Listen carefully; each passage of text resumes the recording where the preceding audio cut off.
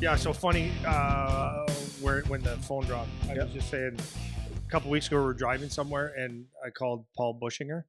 So Paul Bushinger is a female version of your dad. Female. No, he's a musician, right? So I always talk to him about music just like we do. So I always like, as I have asked you before, is it Beatles or Rolling Stones? People either one or the other more than the other, right? So he's more Beatles, and it just pisses me off. So there's another. So Joey Sutherland, his band is oh god, why can't the Watchmen? Okay, so he's the lead guitarist writer. Yeah, so I asked him too, and they said Beatles, and I'm like, what's wrong with you guys? Honestly. So then I throw out bands and like Zeppelin, and they're of course they love it, but they're like, yeah, Zeppelin's good, and I'm like, no, that's not how you answer. Yeah. No, but really, right? Yeah. Like, it's not how you answer. Do you like Zeppelin? You don't say, yeah, they're good. Like, ask me.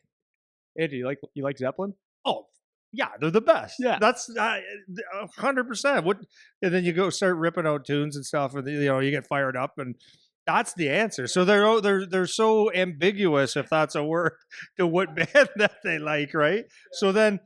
Tragically Hip, that's what I said to Bushy, and he goes, they've just never been my favorite, and I'm like, what's wrong with you, man? Yeah. So no, really, like, you're supposed to be a musician. So yeah. The Eagles, we were driving to wherever we were driving, and we had a loop going into some Eagles songs, and I said, the Eagles they're good. Do you agree? I love the Eagles. Yeah, okay. So like, you're not gonna like, they're good, easy listening, but like so good. How you write that many songs that are that good? So, anyways, Hotel California comes on, and I think it's my favorite guitar solo ever because they got the dual, right? So Christine was driving, so she sees me dialing Paul Bush, and she goes, "What do you got now?" I call Bushy, and he answers, "Hey, what's up?" I said, "No, just a second here, man. Since you hate the Rolling Stones and Led Zeppelin so much," and then he's arguing, no, I don't hate them, whatever. Okay, Paul. So I said, you got to give me this, the Eagles. He goes, so he cuts me off. He goes, no, I love the Eagles. I said, okay, finally we agree on something. And he goes, here, just 1 second. Best guitar solo of all time. He had his guitar, while we're driving, ripped out the Eagles Hotel California solo. I said, okay, we're friends again. Yeah, Paul. now you're friends. Dude, Yeah. Man, their favorite song of theirs for me is Desperado. No, it's Yes. piano song. Do I know Desperado? Well, sing it for you. Oh. It's unreal. It is unreal. Yeah. It is unreal. That's one thing I must say I appreciate about our relationship. not to get all sentimental or anything, but we can bond over tunes too, which is great. We can bond over just about anything here. Oh man, backyard. Andy Paquette's backyard. Tunes, the big trough. Unreal. Yeah. Anyhow. I know. What else you got? You got anything else before I go? No. Okay. Cool. So serious. This episode of the podcast is brought to you by the PowerTech online membership program. If you've been listening to Andy and I wondering, hey, how are they able to get all this podcast content out there? Well, that's because of our members. For just $9.99 a month, you can get access to our online video library, including hundreds of videos of Coach Andy teaching, and have the option for consultation calls with Andy or myself to go over anything you need. We can cover training, nutrition, coaching, parenting, agents, the junior college hockey path, whatever's of interest to you. You'll also be able to participate in our popular Ask Me Anything episodes, have access to special discount codes, and be given priority for any PowerTech in-person camps or events. If you like what we're doing here and you want to support us, this is the best way to do it. Visit powertechhockey.ca/memberships or find the link in the description of this video to learn more. So I want to get your thoughts here. I want to start coaching thoughts. Okay, so put your coach hat on. So this came up over the weekend. Team played two games. Should have mopped the floor with this team that they played. Ended up losing one game and winning the next game. And it was like the expectation is should have crushed this team. So this is like a super relatable situation for most teams because um, a lot of times you kind of know what the outcome of the game will probably be. It's either going to be we're going to get crushed, we're going to crush the team, or this will be a close game. It's one of those three, obviously. And if you feel like you know the outcome before you go into the game, a lot of times it can impact the game. So I want to take the example of going into a game where you know it's one of those situations where you're pretty confident about the outcome. If it's a close game, you're not sure, but if it's a game where you know you're going to win, the mindset going into that game, and then if it's a game where you're going and you know you're going to lose. Okay, so um, I have a secondary point on that as well, but I'll start with that. So like if you're the coach and you know that this is the situation your team's going into, what's your mindset, coaching style, message to the team in either of those situations? Okay, which one though? What's the first Let's one? start with you should win this game Okay, handily. that's okay. So what you always want to remember is, it doesn't matter. The truth is, it doesn't matter who you play, when you play them. There's a chance you can win. Like there's a chance the other team could have their best game, you could have your worst, whatever. It doesn't matter. And if the biggest um, example of that is the Miracle on Ice, right? That's just there's no way US should have won that game. They did though. So my thing was if you think you should win a game, you should, especially if you should blow someone out. The first thing is as a coach is like that's your preparation is always to obviously play the way you play, and you always have to play hard. And that's the hard part when the hardest part I think a lot of the times is when you're playing a team that's less that where you think you should win. One of the toughest things is to have guys prepared, and then having guys prepared to play the same way you would if this was the best team. So a lot of times people look at it and it's like, oh, it's my time to get my cookies on the ice, right? To get my points and maybe get away from the structure that makes us a good team. So that's number one is you got to dance with the girl the guy that brought you to the dance. I think So you got to dance with the band that brought you. So you got to. That's why structure is important. That's why not over structure, but you have to play a certain way, and you have to play that way all the time, good, bad, or ugly. So like for me, when I look at the old USSR Soviets playing Team Canada and when they won all those years, they were like stone faced. Like if you ever watched them play, it was like it looks like they didn't have emotion. They just played the same way all the time. If they were down five, they played the same way. If they were up five, they played the same way. Nothing ever changed. So I think that's when you're playing against a team that you should beat. You should have confidence. Confidence is always good, but you have to play the right way. And as soon as you just kind of get out of that, that's where things can fall apart. So you said preparation, which is my first exact point. How about that? I have it written right here, preparation. So say more about preparation. So when you say you need to prepare the same regardless of who you're playing, whatever, like what does that mean? So if you're uh, uh, the best team for whatever age group, let's say you're a 2011 born team and you are the best team ever. I don't know which team's the best right now in Ontario, but let's say you're that team and you know you're just basically going to crush everybody unless you're playing the finals of a tournament or whatever. When you talk about preparation for that game or preparing the right way and whatever, what does the preparation piece actually mean? Like what should be the mental dialogue? What should be the mindset? And like again, this is framing this as the coach. Like if you're coaching for your team, like what is the messaging for these guys? Yeah, well, I think it comes down to again making sure that you like we. I always call this mental.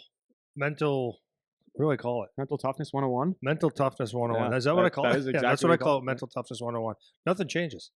Like the minute that you decide that a game is less important than another one, then that's the minute that you decide that we're not going to be the same.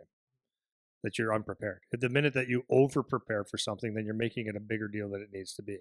So every game, every practice should be basically the same.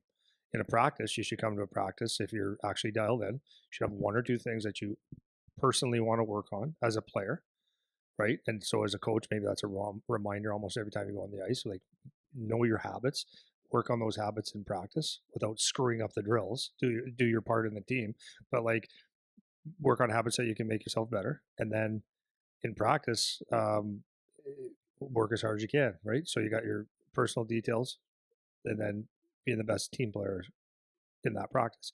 And no different than a game. If you look at and no practice is less than another, right? You should be working on getting better somehow, right? Now, it's easy to say that. Most people don't do it, or they don't do it to a real serious intent. If that's a word. In a game, it's the same thing. You're not over preparing in any way. So you have a routine, right? The coach has a routine, however it is. So what is it? Maybe it's you get to the rink at a certain time, the warm ups at a certain time. You do your thing, and whether it's a championship game with 15,000 people or it's the first game of a tournament, let's say, with nobody there, nothing should really be different, right? Because all the other stuff is just fluff. So if you went to the rink and it's the warm up at the same time, you do kind of what you do every single game, tape your stick, whatever it is, prepare, and then you focus on what you focus on. And if you do that, like nothing ever should change. And you never get too high, you never get too low, as you're just in the zone. I get to play a hockey game because nothing. That's what I always say to the kids when they start. Oh, this is a big game. This is a big tournament. It's like it is. Like, and you can never not say it isn't. But the game itself, nothing doesn't change from one game to the other. The rink's the same size, same guys on the ice. You do the same thing, and if you make it, and you live in the moment, and you Led Zeppelin. You live in the moment, right? You live in the moment. You go shift to shift, and that's the way you should prepare for every game or whatever. Yeah. So if we go to like the next step of that, so now let's say you're in this game, a team that you're supposed to blow out, and you lose. Okay. So now the outcome is you lost this game. So if you're putting your coach hat on now, going into this game, you know you're supposed to crush this team. You end up not crushing the team, which would probably indicate maybe you didn't have your best game. Maybe they had their Miracle on Ice game that you played against. So let's put that like the outlier. Could be other things too. I'll let you get to that. So let's put aside the other team. put aside the other team had like their best game ever, and it was just a fluke game. Just put that one aside. You had a poor game or something along those lines. You lost the game. You're coming back in the dressing room now. What is your feedback, or how do you think about accountability for that?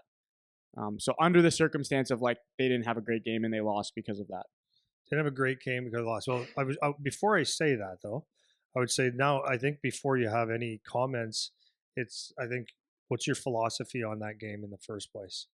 Is it about winning because we're talking youth hockey, or is it about playing the right way?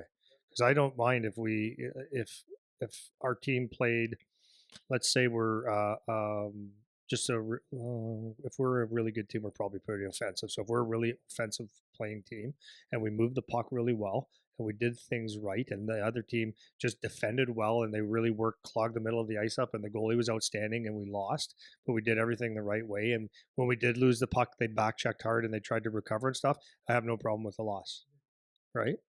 And that's the saying if winning is the number one thing, because in youth hockey it might not be that, right? Because if it was number one thing, maybe I could have adjusted to play against that team or whatever, right? So the message after the game, if they played well, if they did things right but things weren't clicking, is exactly that. You guys did everything you're supposed to do. We came against a team that maybe got lucky, or give them credit for working hard and having their day with us, right? If it was because of lack of effort or people going on their own page doing different things, then that's a whole different story. That would be a different thing. Be like, this is what happens when you don't stick to the plan. This is what happens when you don't prepare properly. This is what happens when you take for granted that you're just better than somebody. It's like in boxing, martial arts, mixed martial arts. They say it all the time. You always have to be prepared, because even though you might be better than someone, it takes one punch. It's the same with hockey, right? So it takes us one face off, one shot, one whatever to change the game. So yeah. Anyways, go. So my opinion on it, like, so this happened even with our team recently. We come back after the break and lost games we should win. And so this was kind of tell me what you think about my personal mindset on it. Okay. So I went into this with feedback of like, okay, I'm cutting them a little bit of slack because we're coming off the break, right? Where they probably mailed it in for the last couple of weeks and didn't really do a whole lot, which is, as individuals, is on them. But that's what they did. So, and I knew that was probably going to happen. Like, I didn't think we were going to come out of the gate firing after the break. And then we lose a game we should win. And then that's the feedback going into the dressing room. It's like that was because of you guys. It's not because of them. It wasn't because of anything they did. It's because of what we did in here. And we already know that. So now in my head, yeah, like in terms of feedback from if I have my coach hat on, what is the next steps? Okay, so we lost or had a bad, let's say it's a bad weekend even, not just one game. Let's say it's like a bad weekend of games where that was kind of the theme of the games. You should have won games you lost, or there were games you should have beat teams that they kept it close or whatever. And it's because you didn't play well. It's not because they did their best or whatever. What are my next steps? So for me, my thought process is like, they already know they played like shit, right?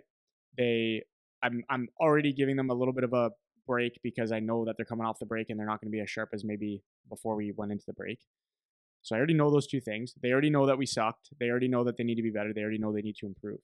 So now going into my next week, if I'm talking about practices, whatever, my inclination under this circumstance is like reinforce the messages, like reinforce the attention to detail and all that stuff, but just leave it alone is my inclination, assuming this is like the first time this has happened or whatever. Is there, what do you think about like I guess I don't know if punishment is the right word, but however to keep, like, to make sure that the message seeps in so that we get better and that doesn't happen again. That's my mindset on it and what I would do with my team, knowing my group under my situation, whatever. But how do you think about the mindset I just said, or how to make sure that as much as you can, that it's tightened up and fixed up and addressed going into like the next game or the next weekend or whatever, so it doesn't turn into like a runaway kind of situation. Is that gonna make sense? Yeah. It totally makes sense, and I think the way you handle it is more the way I would handle it. But like coaching is it's different because you could take it almost like it's personal, right? Like when the team, you could use a team's win or loss as a reflection of you. Like it's your ego has to be in check, right? And you got to realize that as a coach, you have some things to do with it, and some not. Anyways, would you handle it? I would agree with that. I think it's like you get every time you get a chance to teach kids um, a lesson, a teaching point in life, because that's really what it is, right? You should do that. So I don't know if you need to snap. I mean, it was Chris. Like, I'm not making excuses, but it's an indication, in a sense, not totally.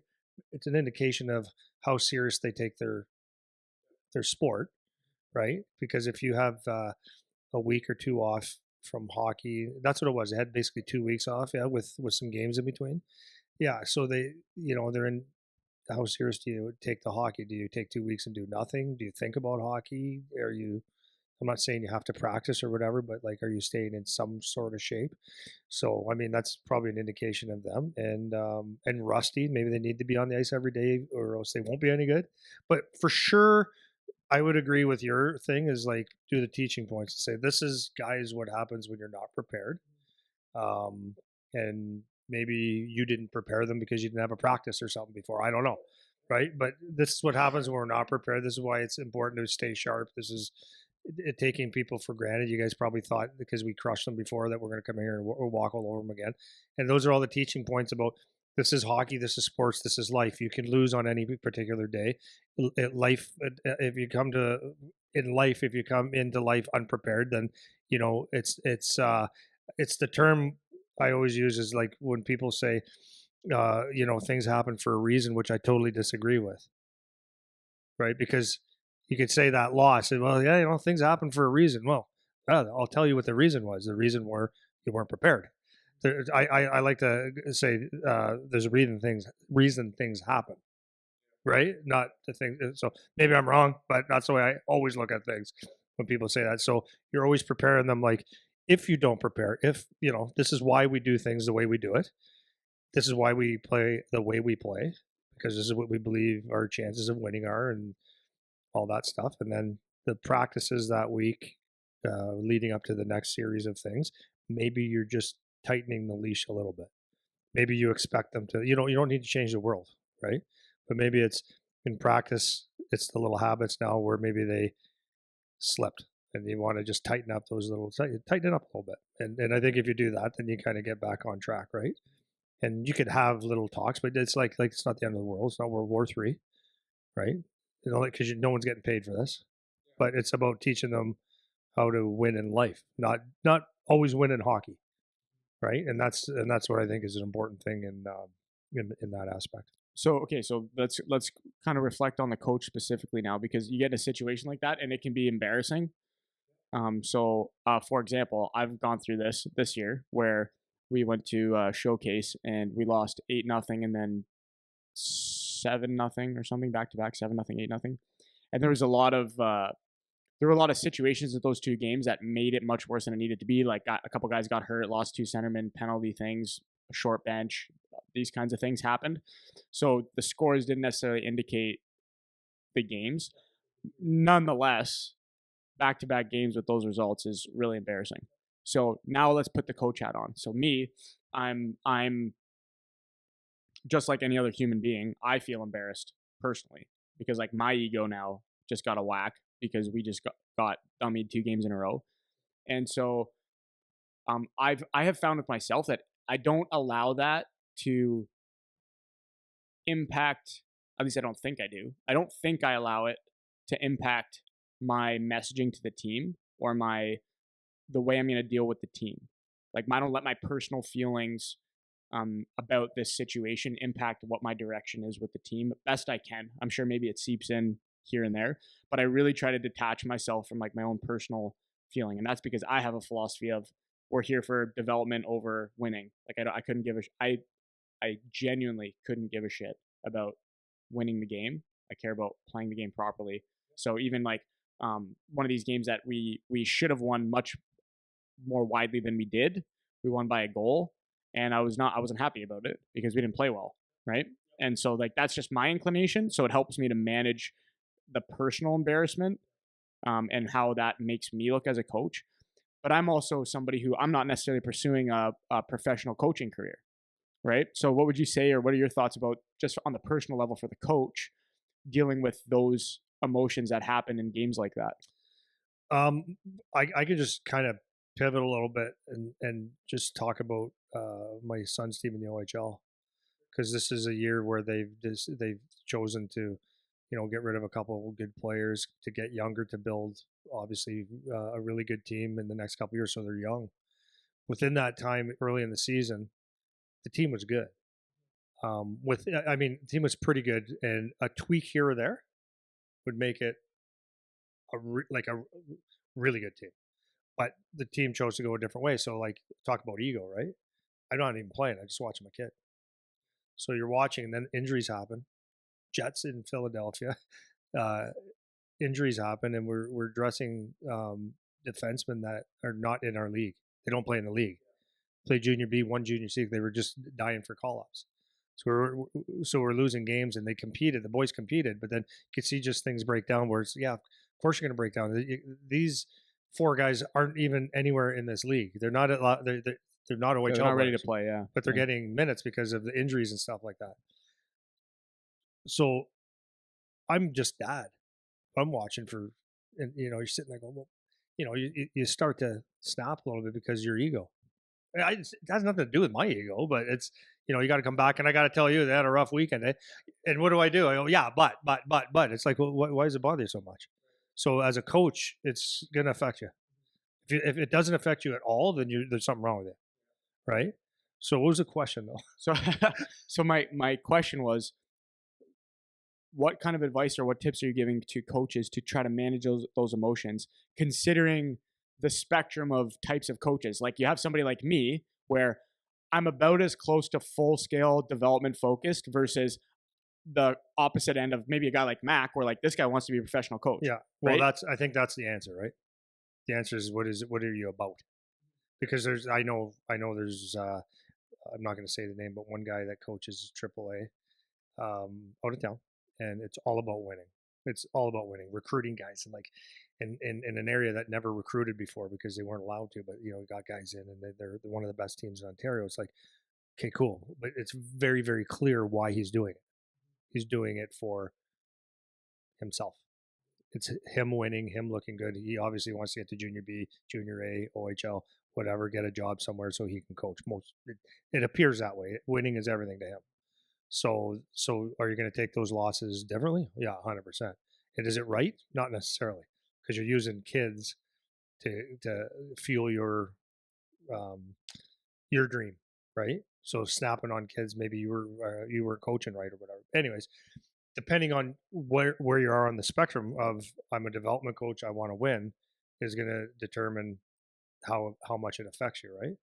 So you would hope that there's some kind of a balance in there because I think kids still need to be somewhat accountable. So if they don't, if they lose games they should have won, if they play the right way, there can't be that much of a problem with it. You got to look at it for what it is and maybe try to find reasons to help them win. If they lose games, if they win games they should have lost. Where am I here? Yeah, you're good. You're good.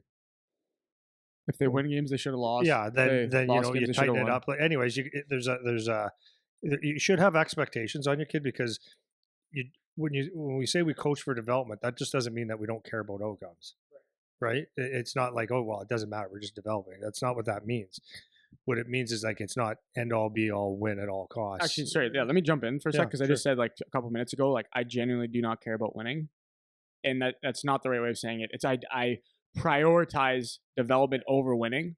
I still care about the outcome, right? So like if we like I get as fired up as anybody. Like if we're in a tight game and we pull it out and win, like I'm fired up, right? It's not like I have no emotion towards the outcome. I do, and I care about the outcome, but not first. I care about the outcome second because we always talk about this kind of stuff, the process focus and this stuff. But if you are if you, let's say okay, let's put the extreme hat on. Like you want to put, I keep saying put the hat on. It's okay. People get it, man. Hats are good. They get what I'm saying. Yeah, hats are good. Let's say I don't like hats that much. I know you mix them in here and there. I gotta go on a. I think I'm gonna go on a hat strike soon. Hmm. Yeah, I'm gonna go on a hat I strike. appreciate that. Yeah, I know. It's enough. You know, it's enough. So if you take the guy that wants to be the coach, right? He wants to go on and be a professional coach. And these like the wins and losses do impact. Well, I guess it's more of a question actually. I don't even know. It's like so if you're a coach in youth and you coach teams, obviously you can't coach the bottom of the barrel teams all the time that never win a game.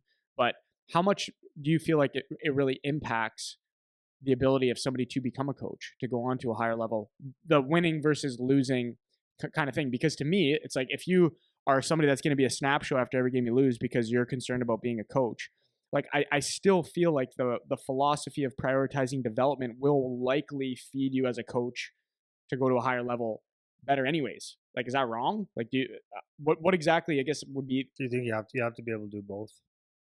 I look at the Golf Storms coach, a couple Stanley Cups, knows how to win. Winning is important to him, but he knows the cycle that the team is in. And this guy's wonderful, wonderful. He's awesome to the kids. Like he's hard, based on my feedback from my son and the other kids.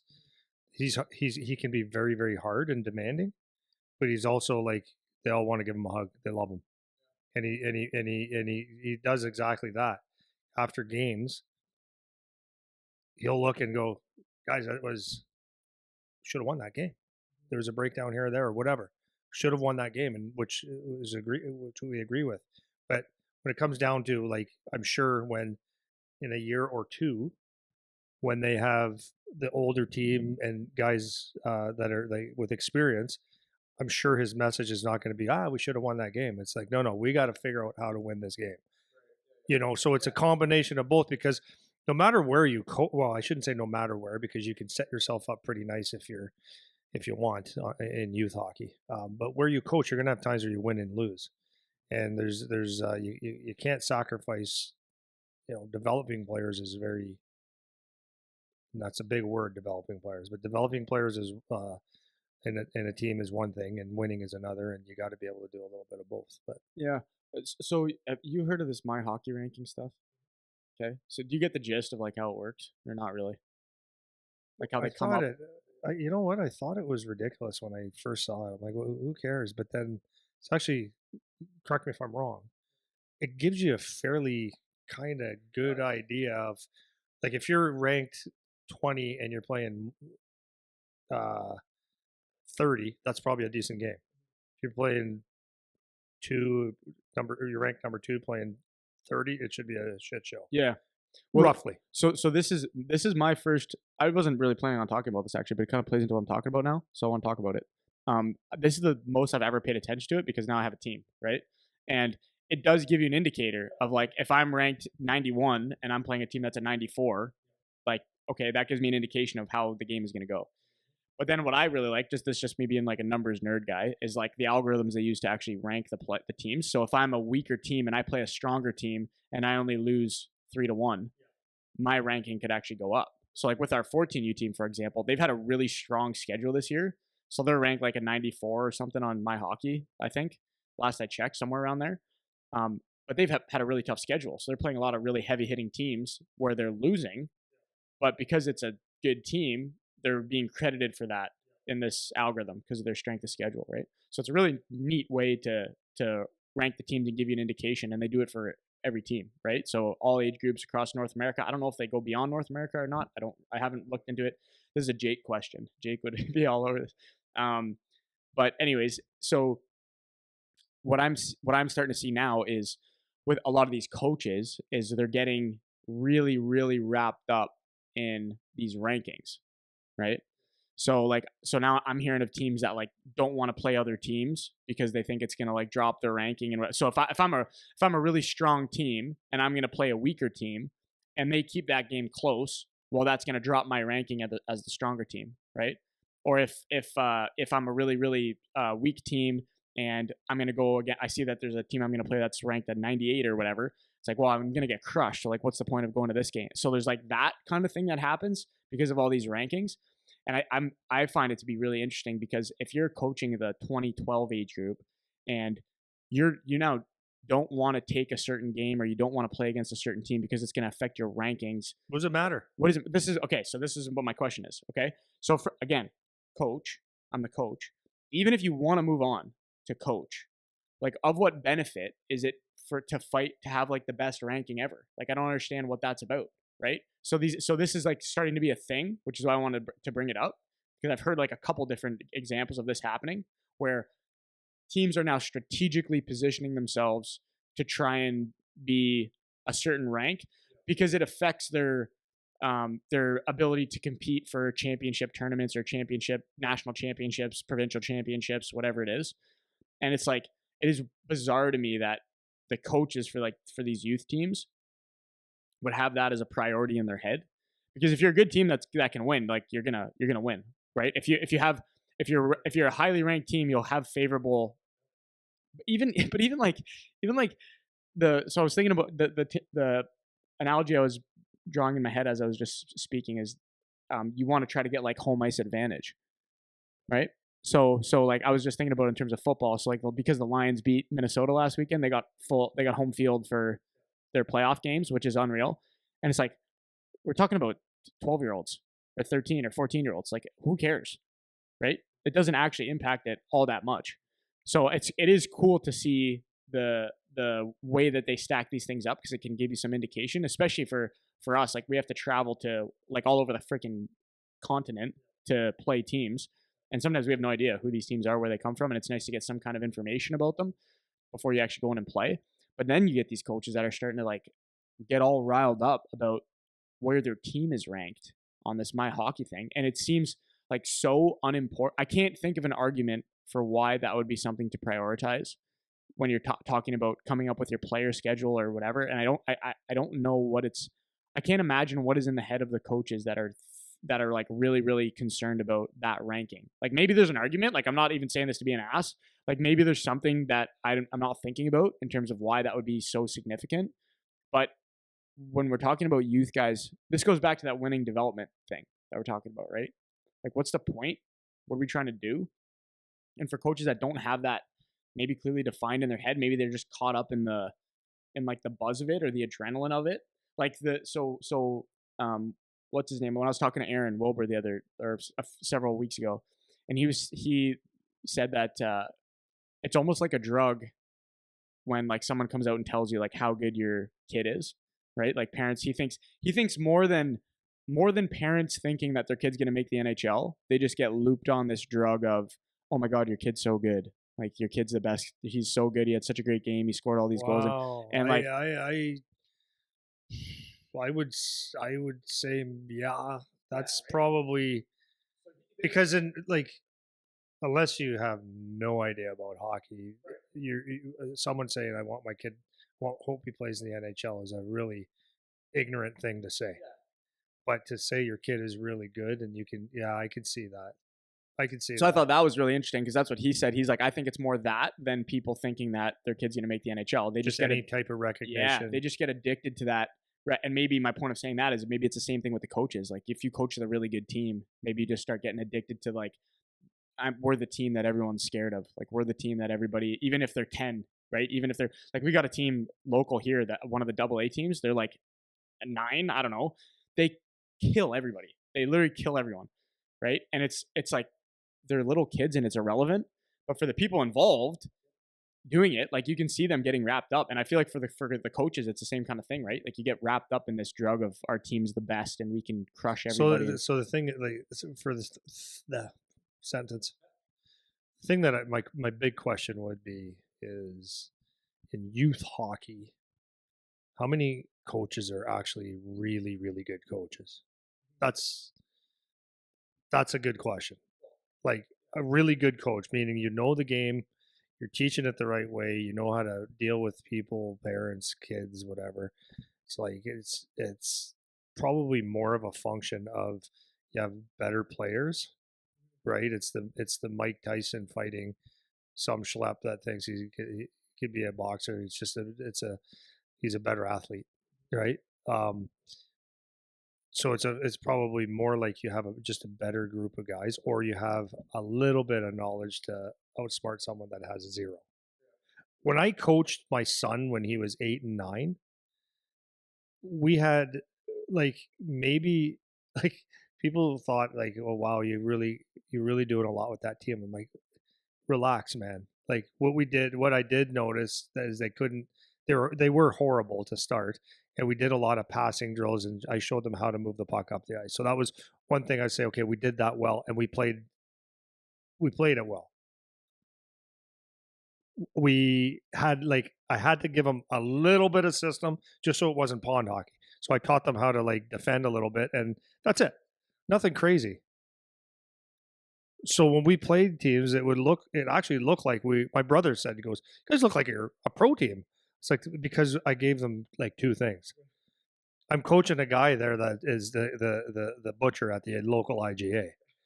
He's doing this for fun, or he played minor bantam hockey at some point. He's coaching his kid or his nephew. It's like it's not, the coaching is not that outstanding at that level, because when you sit down with an actual coach, like if DJ Smith walked in here right now and started watching your practices and your games, you'd sit here for an hour and going, "Oh, I don't know anything about hockey." Right? And I always say that to people. It's like I can coach hockey pretty good, but if I sit down with Corey Stillman with the Guelph Storm right now, or Greg Walters with the Windsor Spitfires, I'd sit there and I'd go, yeah, I don't know what to do on that, because your X's and O's have to be that much better than mine. And so like that, so when coaches get all protective about their record and stuff like that, it's like you're probably not the greatest coach in the world. Yeah. Having said that, there's some coaches in youth hockey that are actually very good, but it's just a little bit of an advantage. I remember I don't even know where I'm going here, but I remember we were playing in a tournament when I was coaching Bell Tire. We had a very good team, and we had some good systems. Like it was great. And we played Toronto Junior Canadians, and Tom Fergus was the coach. Tom Fergus played in the NHL quite a bit. And that first game we played them in I think it was a Marlies tournament, whatever. And we were not joking. I'm not trying to sit here and make a story up. So we were shorthanded. It was 5-on-3, a couple different rules and stuff like that. We played shorthanded 5-on-3 for I think there was 10 or 7 minutes of the whole game that we weren't 5-on-3, and we won 4-1. The whole game you were 5-on-3? 5-on-3. Really? Yeah, like it was penalty. Like I remember Ryan Moore hit someone. The guy fell. His knee or his head hit Ryan's knee, and Ryan got a penalty for head checking. So I was like, how do you stop someone from putting their head in your knee? And I'm not making it up. Like, what do I have to? 10 years ago. Yeah. So I'm like, what is going on? And it was just stuff like that. I hit from here, whatever. It was like, so we ended up winning 4-1, and it was like shorthanded the whole game. Why did I say? Okay. Next time we played them was at the Silver Stick. That game where we dominated totally, it was a little bit tighter now. And it was like they played a whole different defensive style. And then we played them another time, and then we tied. And we were just a much better team.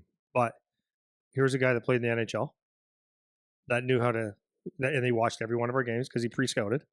And it was like, I wasn't going to change our team's game because we were fast and skilled. And it was all plug the middle, let's chip it out, make it boring, make it shitty, interfere, try to get them to take retaliation penalties and stuff like that. He was a good coach. Yeah. But I only saw that. I'm not saying I'm the best coach in the world. Yeah. No, I'm not. But when you get someone that actually knows the game as well and can counter, like, you play chess with you a little bit. Now it's Now a coaching hockey matches. game. So Yeah. these rankings, like, right? Yeah. Windsor Junior Spitfires are going to go play the Toronto Marlies tomorrow, let's say. I'll tell you what the score is going to be roughly. Yeah. Yeah. Right? Right. If it's 6-1, good job, boys, for the Marlies. Good job, Windsor. If it's closer, you guys played great. If you won, well, that's your miracle on ice. So the rankings, anyways, I don't understand why guys don't. It was all about the rankings there. I don't know. It's ego, man. Yeah. You're not that good of a coach. Well, and I think this about myself, even as a coach. Like, just to talk about myself for a second, I think my strength as a coach is how I can relate to the players. Like, I know I shouldn't say basic. Like, I played university, so I know a lot of different systems and X's and O's and stuff like that. But communicating that stuff is not my strength because that's not what I do every day. But what I do every day is interact with the kids and like trying to get the best out of the guys I have. That's where I find my strength to be. So same boat for me. Like, if I went and had a conversation, even if I talk to Mac about practice plans, X's and O's, whatever, like, that's his wheelhouse, man. It's like, I can't do better than him in that area. And it just depends on what your team needs and what kind of style is going to fit those guys. Right. And I think for most youth levels, it's like just a few things to focus on, even up to U18, a few things to focus on, a few basic systems, a little bit of structure. You don't have to have, like, when I played university, we had like 8 different face-off plays in the D zone. We had like 3, 4, 5 different neutral zones. And because of how much we practiced, we could just change them on a dime in our pre-scouts and guys would start running those different systems. But like, it's not necessary really. But my point being is you have different strengths as a coach from what you're saying.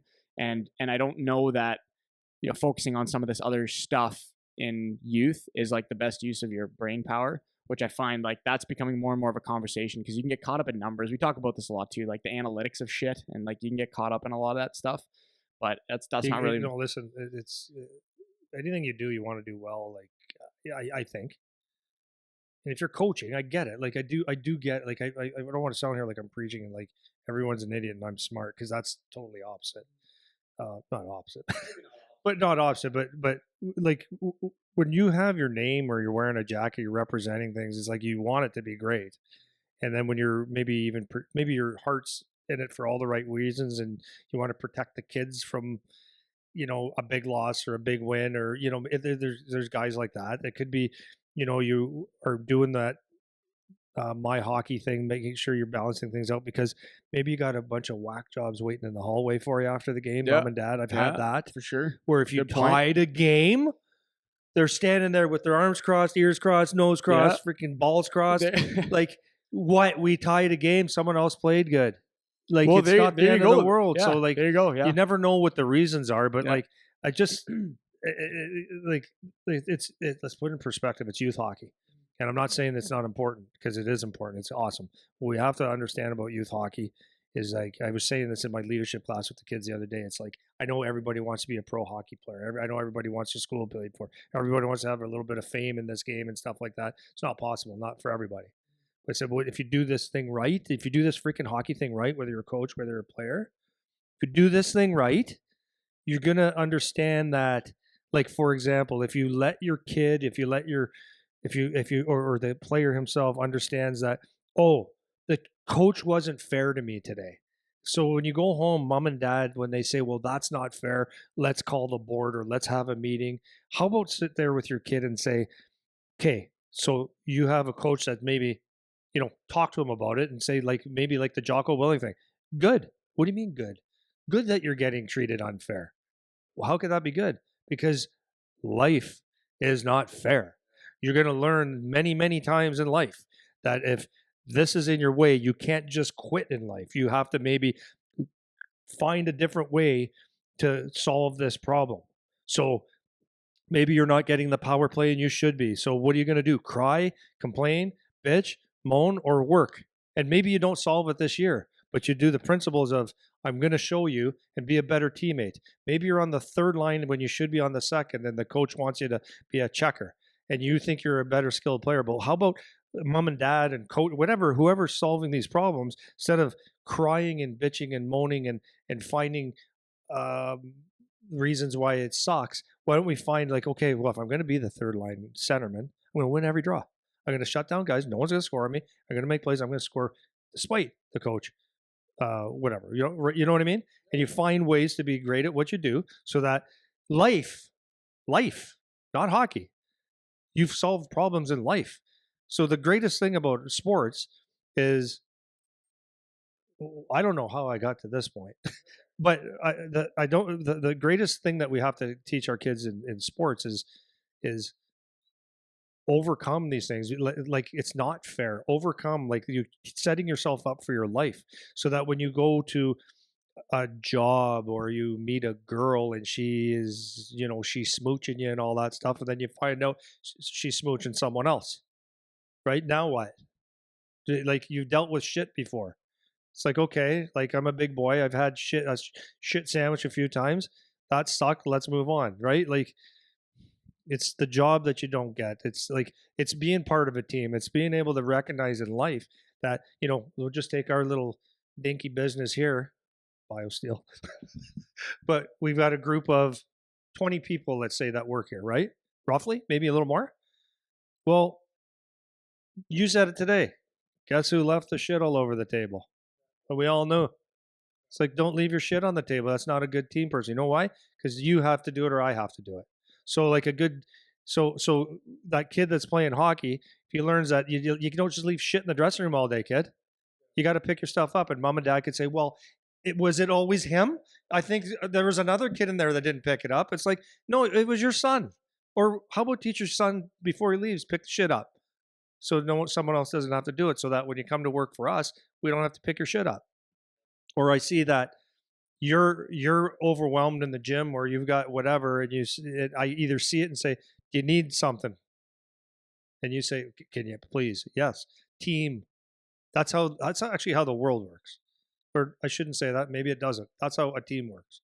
A good teammate. So you might sacrifice a little bit for yourself for the greater good of the team. That's actually what hockey should be teaching you, in my opinion. And it just makes you a better employee, a better business owner, right? You just do the things you need to do. I'm reading the book Legacy from the All Blacks, and that's kind of what it is. Sweep your shed, right? It doesn't matter how good or how bad you are, right? So that's what all this youth thing is that's what I think the coaches should be doing, is preparing your kids the best that you know how to face adversity, to be better later in life. And some of them will be hockey players, because at the end of the day, that's what hockey is going to end up being. Very few guys don't go through the adversity, right? When you look at an NHL player, I was just listening to someone talk about it the other day. When you go through hockey, everyone thinks like a Connor McDavid and all these guys, NHL players those guys are the best. They're skilled. They probably didn't have as much adversity as me. Guess what? 87% of all hockey players have been cut in the NHL. So they failed at some point. And it's how you respond to that failure that gets you back to the NHL, right? And hockey, it's never gonna be like, geez, I'm going here. So it's like the guys that play on these um, that jump from team to team to team when they're in youth. Well, what do you think is going to, like, seriously, when you draft a kid like that, I'd be sitting here going, if I'm drafting a kid to play in the OHL or college, because they have the transfer portals now, can you make a commitment to me? Let's say I'll go college, because college is a different thing. We're going to make a commitment to you at this college to play for us. And then you say, I'll make a commitment to you. And then you go to the transfer portal. Why? Things aren't going well for you, bud? Oh, you are not on the first line? The OHL, right? Like if you've played on teams over and over and over, jumping because you go to the winner, it's like, okay, so if I'm not drafting you because that shows me there's zero, there's zero, you're not going to embrace adversity at all. So as soon as that's telling me, as soon as something goes not your way, that you're either going to want out or you're going to come and have your agent call me or whatever. It's like, if you're a hockey player, there's going to be a game where you're going to lose, or there might be a season where it's going to suck. And you could either cry, get out, or you could maybe find a way to make it work. Find a way to be a good player on a bad team. Like if you're so freaking good, make sure that team wins. You figure it out. Why is it someone else? Right? Why do you have to go? Like, are you always counting on other people to make you a better hockey player, or are you going to make other people better? Because you're still going to get noticed. You know what I mean? So like I just find people look for the easy way out. Like they don't want the adversity a lot of the times, and I get it. Adversity sucks sometimes, but that's where you're going to learn the most of your life is going through the harder times. And just for a kid to recognize, like maybe it's loyalty, sticking with the team. Like that's loyal. To me, that's a big thing. One of my favorite things. Well, think about it, right? Yeah. Like if you're playing for a team, you've jumped from like I don't want like a couple guys in the OHL came back this year, signed NHL guys. It's like I'm not playing for these guys this year. Why? You're signed. You signed in the NHL. So you're going to come back to your team that drafted you and got you drafted or helped you get drafted, treated you and kissed your ass for 3 years or 2 years. And you're going to come back and say, I don't want to. I want to go somewhere else. It's like, why? Can't you be loyal? To me, the loyalty says a lot. How many guys can you say that they're just like? How many people can you say they're just? They're loyal. So if I if I look at a kid, like there's a guy, NHL, Barclay Goodrow, let's say. Okay, I'm just saying him for example. I look at his junior career, 5 years with the North Bay, Brampton Battalion, I think it was. They're North Bay Battalion now. 5 years. Played in the NHL. Was never drafted. Played a lot of games, never drafted. And when I look at that, I go 5 years with the Brampton Battalion. Wow. Not every day could have been a good day. You know that. You know that. One of those 5 years had to be like One of those 5 years, he must have had line mates that were great. Yeah, that's what I'm saying. But he played with the same team for 5 years. Then he got not drafted, but signed in the NHL. Why did he get signed? Did he get signed because he's obviously a great hockey player, good size? But he didn't get drafted. So he could have had a lot of things. Like, if I don't get out of here, I'll never get drafted. I'll never sign. But he stuck it out. Loyalty might mean something, right? And then he's had a good career. Well, man, that loyalty thing, just as a side note, is like that's probably one of my most valued characteristics for anyone. Barclay Goodrow comes in here and goes, I'd like to work for you guys. Why should I hire you? What makes you? How do I know you're going to stick around? 5 years here. Yeah, didn't go anywhere. I didn't leave anywhere. Yeah, right.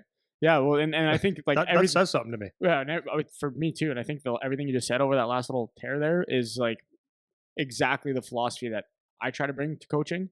And I know that's why we drive so much, and probably because you taught me. Maybe that's why I have a lot of the same thoughts. But I got it from my parents too. Like they've had a similar kind of philosophy just on life things in general. I think that is like one of the most important things you can relay, particularly in youth when we're talking youth stuff, man. Which is why all this other kind of bullshit is secondary. I've got to say, like, I was really proud of my wife, and I wouldn't say I'm going to say me because I'm part of it, but just something happened on the weekend and my wife stepped up. Right, stepped up, and people don't do it. She stepped up, and like it's like awesome. Like I'm proud of her because that's where the teamwork extends, not just with your hockey team. Like if you are an actual team player and loyal and all those different things, you go find ways to. No, you don't find ways. You just do things that other people don't do. It makes you a different person, right? So that's why. And has she had adversity in her life? Yeah, tons. You know what? She's stronger than she's tougher than a night in jail. She is. My wife's tougher than a night in jail. She is. But she got such a giving heart, and she's she did something on the weekend that most people would not do, and it was very she got a little bit of recognition which she didn't look for, but it's like that's what a team player is. So is it weird? Is it freaking weird that uh, I'm going to sound like I'm bragging? I'm not. But is it weird that I was a hockey player that was a leader? I had a business that I lead. I have people that I lead. I teach a leadership class. I married a woman who is a leader and a giving person and a team person. Is it weird that we have 3 kids that are the same way? Right? That they're not dicks. That they're out there. They'd help anybody anytime. That they're self-sufficient. When the shit happens to them, they don't sit there and suck their thumb. They go, okay, how do I figure this out? And they can count, or they call us, right, mom especially, and say, Mom, I'm in this. What do I do? And it's like we help each other. Yeah. Well, then this is like more just to give you even more of a compliment. This is why I like anytime I do anything, I just like having you be around. Like even if it doesn't really have anything to do with you. Like I'm even just reflecting because we had a meeting before this, and I'm like, I just like your presence because you can put on whatever hat needs to be worn for this situation to make it better for everybody involved, right? So it's like that is just a good addition to have no matter what we're doing. So like if I'm sitting at my desk there having a hissy fit about something, like to how to react to that in a way that is going to be actually beneficial and not just feed my fire or cause more of a problem or whatever. And like all that stuff is so valuable, and that's all directly related to your experience and coming up as a hockey player, being the kind of person that you are, and doing the things that you've done. And that's what you would look for. That's what you want, right? And that's what I think, if anyone has any sense, that's what they would want in whatever situation they're in, because no matter what you're doing, you're part of a team, whether it's just in your house with your family or at work or playing a sport or whatever it is. Like those are the kinds of things that are going to make an actual difference, right? So I had one other question that I was going to ask you, but I feel like that's a kind of a good spot to end on. So I'm gonna. Well, I was gonna bring it back to like my maybe. Well, I'll just ask it because maybe you can answer it quick. I don't know. I was just gonna bring it back to my previous theme on the bench. If you're in this game where you recognize that your team is losing because of lack of effort. So actually, maybe I can ask you this because I'm actually asking you for advice now. What I did on the weekend, for example, we had a game where like the effort was just not good, and I felt like I said all I could say, and there's nothing else I could do right now. Like in the third period, let's say behind the bench, there's nothing else I can say or do as the coach to fix this, right? To make this better today. If I keep just harping on the same shit, it's like, can you just fuck off, Eric? Right? So my strategy was I just stopped speaking and I just rolled the lines and tried to have them like, just, you guys got to figure it out now. I've said everything I could say. Now, I guess my question is that right, wrong? How would you address it? Or what do you think of that situation? If you know the effort is poor, you feel like you've done everything you can to address it in the game. So this is just localized now to the game. What is the approach of, back off and just leave it alone? Or are you going to come across like you don't care and you're quitting on us and you're giving up? Or like what should the demeanor be if you feel like you've exhausted everything you can do in game to try to help the situation? Yeah.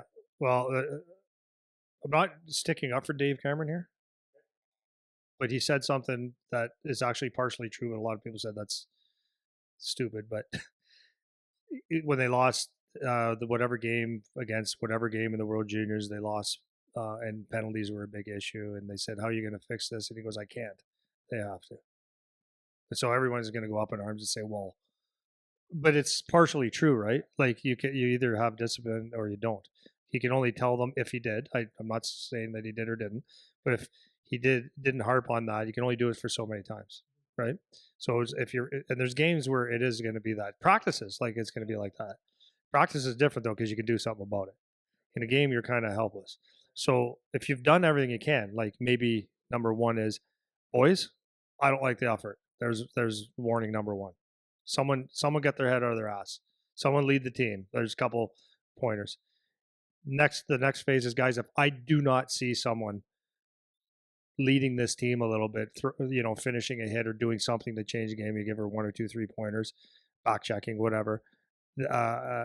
Like whatever. There's going to be a rough practice the next day, whatever it's going to be. But then at some point, if you've done everything you can, it's just not there, then I don't see it being bad, because you can call it quitting on a game, but it's like, you ever try playing pool with a fucking wet spaghetti noodle? You can't. With a rope, you can't play pool with a rope. Yeah. Like you're using it, you can't do it. So like some days you just have to almost concede. Yeah. Well, not concede, but you know what I mean? It's like you let them sort it out themselves. I feel like concede is the right word, like to the group. Like for me, I don't, because I'm not quitting on them. It's just like, you guys already know. Like I told you, right? I've already said what I have to say. Like get out and figure it out. And like every so often, I'd throw a little one-liner in of just like whatever. Or I like you gave me an example of Corey Snowman in one of the games when it's like it's a really bad game and it's like just keep working, like keep pushing through it. Like we'll get through it. Whatever. I've tried that also, like depending on what the situation of the game is. But like at a certain point, I was just feeling like on the bench, okay, they don't need to hear my voice anymore. They need to go out and play. They know they're frustrated. I can see that they're fighting each other a little bit about it and all this. So just let them go sort it out as the young adults that they are, and just leave it alone. And like that was kind of my thinking on what to do about it. The only thing, like, and I don't know if you've included this in you tried everything, but like, did you try? Okay, bring it in. Since you guys are not working your balls off here, how we're going to forecheck is we're going to maybe change something, and maybe we're going to execute it that way.